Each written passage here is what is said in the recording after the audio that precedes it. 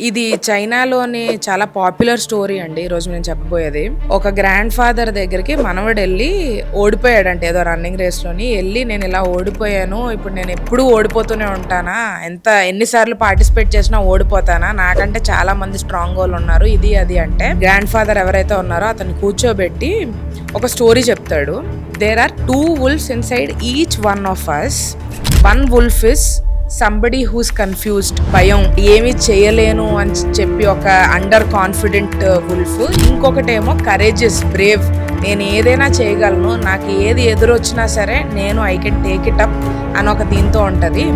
ఈ రెండిట్లోనే ఏది గెలుస్తుంది అని అడిగాడంట మనవాడిని. మనవాడేమో అన్నాడు, నాకు తెలియదు, మేబీ ధైర్యంగా ఉన్నదే గెలుస్తుందేమో అని అంటాడు. అప్పుడు ఇతను ఏమంటారంటే, నువ్వు దేన్ని ఎక్కువ ఫీడ్ చేస్తే అదే గెలుస్తుంది అని అంటాడు.